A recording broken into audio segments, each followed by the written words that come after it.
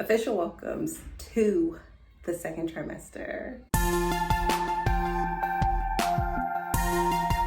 very excited. This is my 13 to 14 week symptoms, and I don't know if you can tell, but I'm feeling so much better. When I say so much better, like I knew how sick I was. Well, I'm trying not to call it sick.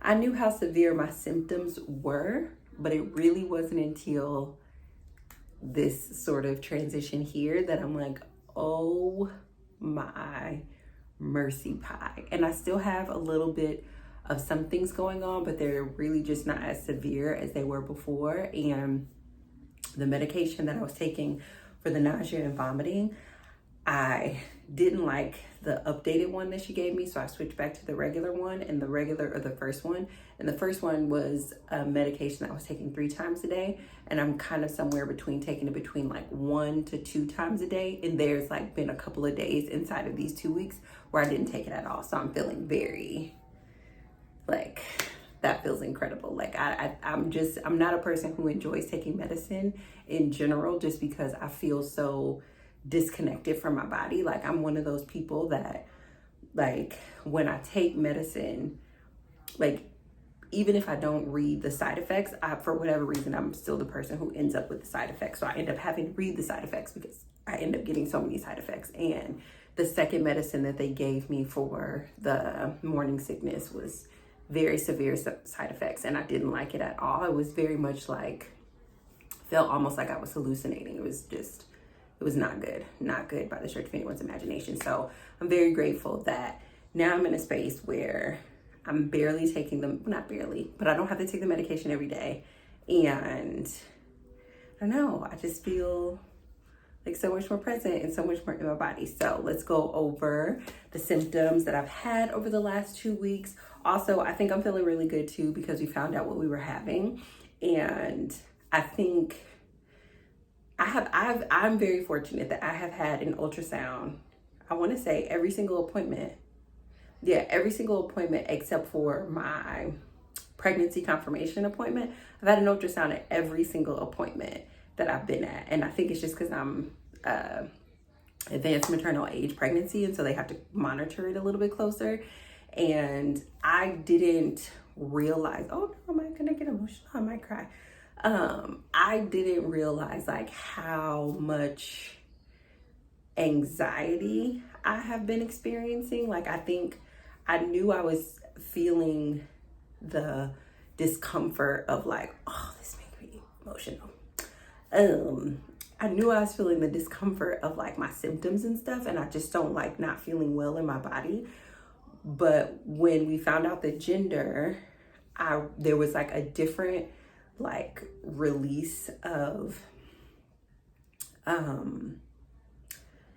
anxiety that I didn't even know that I was carrying as it relates to like the gender, which like I think for, you know, girl or boy, like whatever the gender was, like we were going to be happy. But I did not realize that in addition to just having regular pregnancy stress and anxiousness because I was unwell, that like not knowing if it was a boy or a girl was like actually like a point of like anxiousness. Like I think that there's like I don't know, and the only reason why I say that I know that there was a point of anxiousness is because when the doctor came in, or when the tech came in, she was like, you know, looking around, and she was just like, I think I know, but you know, I want to make sure, so I won't say I'll let the doctor confirm, because again, I got to find out early, got to find out at 12 weeks, which I know is incredibly early, because I think normally people don't find out until their 20-week anatomy scan.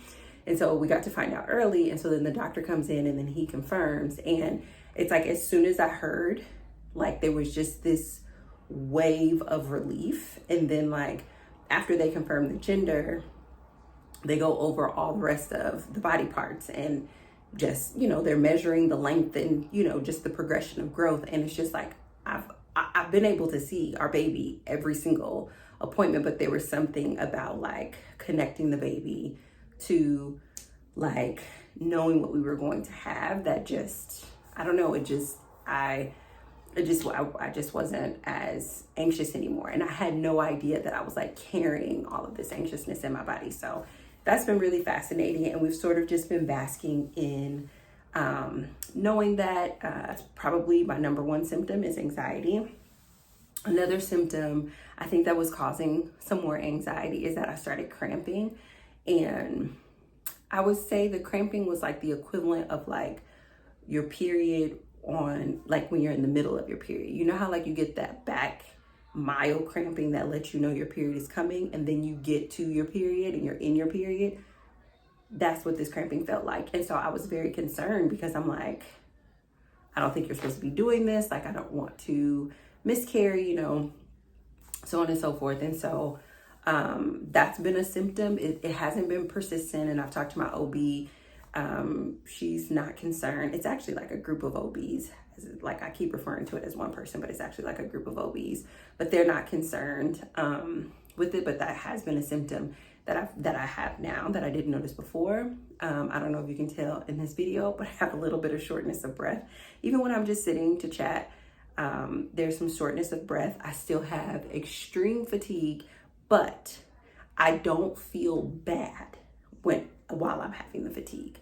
So like before, I just would be so like exhausted and in pain and achy and uncomfortable. Now I'm just tired, but I don't feel like the other symptoms that go along with it. Also, I'm starting to get hyperpigmentation, specifically around my mouth. Like, my skin has been very, very dry, and I was really trying to avoid the melasma or the pregnancy shadow because I got that really bad with my son. And I understand that I get a lot of hyperpigmentation anytime I eat estrogen-rich foods, and so I was trying to avoid them. However, the first trimester, because there was only so many things that I could eat, and what I was craving just tended to be estrogen rich, it's like it all just showed up on my face. And so now I have all this hyperpigmentation coming through, and so I'm hoping to be able to manage that over the next couple of weeks. I've also been experiencing much more bloating, which I probably was bloated in the other weeks, but again, the other symptoms overwhelmed me, so I couldn't tell the difference in how I was feeling. Whereas like now I can tell that I was like I'm bloating. And the thing of it is I went and I got like my first maternity clothes, which I'm very excited. It's funny because like I've been taking bump photos, bump videos, basically since the day that we found out. And of course, I've been thinking that I have been just so big. My bump has been so big, but it wasn't until I like actually put on maternity clothes that I was like, ooh, I'm very small. Like very, very, very small. And I think it's because obviously the maternity clothes give you a little extra room in the shirt and it gives you extra room in the pants. And so the way that it covers your belly, like, yeah, my regular clothes don't fit, which makes me feel bigger when I have on regular clothes. But when I wear my regular size, but in maternity, I feel so small. And I was like, oh my gosh, my bump is very, like, I think it looks like if you didn't know, if you knew me, you would know. But if you didn't know me, you'd probably just be like, oh, Stacey's gaining a little bit of weight. All that to say, if you are pregnant, like, I know it may seem early, but get the maternity clothes. Like, they feel better. The fabric is softer. There's so much more support. And like, I started wearing the pants, and because of the cramping, you know how like when you're cramping and you just want like a heating pad, or you just, you know, want like a gravity blanket or something like that. Like, the pants have so much more support. And so that just feels good on the bump. And then the fabric that they use feels really, really good too. So there's bloating, because I can tell the difference between when I'm bloated and I have a bump and when I'm not bloated and I have a bump. And I'm just like, oh yeah, you're still very small, but I love it. I'm very excited. And then a couple more symptoms. So then I'm getting some headaches, which the doctors have been monitoring those. They're not as bad as like the migraines. It's just they're there. And that's like, unpregnant, I don't get headaches very often, so to get them while I'm pregnant has been fascinating. And then they are brought on by a sensitivity to light. So especially for the bedroom, like I'm making sure that we have like the blackout curtains and just different things like that, so I can have more dark spaces in the homes because we get kind of a lot of light in the home right now, but it's just really irritating me. And then the last one is tender to slash bigger boobies, which I'm very excited about. The bigger boobies, they were already getting bigger before, but now, like, I want to say maybe I haven't been able to wear my bras for a while because I definitely switched over to like sports bras, but I like prefer to be naked anyway, so I just couldn't really tell. But again, when I went to go get maternity clothes, I also bought my first like maternity bra, and I was like, oh my goodness, and my boobs are huge. They're huge. They're big breasts. They're so big, and I'm very excited about it. Like, you have no idea. Like, you have no idea. I think it's the most fascinating thing in all the land that like our body does this, and like out of nowhere you can just have this fuller bust line. I'm here for it. But in them growing, they're also very tender.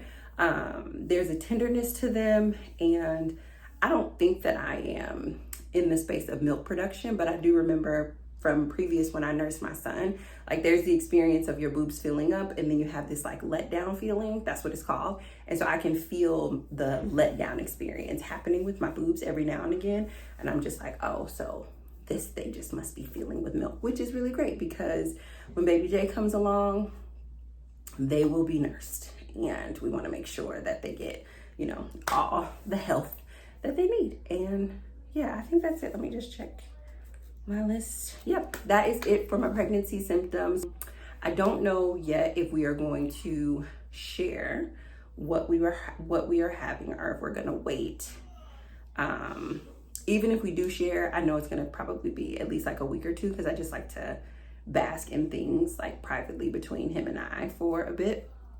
But yeah, I'm very excited, and I don't know, I'm just super grateful. Like, I'm very grateful to be at this season of my life experiencing this kind of a miracle. Like, this is mind-blowing to me, like to truly be able to do this and to do this in such a way that I am like healthy and fit and moving along, and like we're in the second trimester. And so for those of you guys who are not familiar with pregnancies in general, the second trimester is like, they call it the best trimester because of the energy and stuff, but also the best because it tends to be the safer trimester in the sense that you are less likely to have complications and things like that with the baby. And so to be able to make it to the second trimester at my age is just, it's just a beautiful thing. It's a beautiful thing. So I'm really grateful and I'm very excited, and I will talk to you very soon.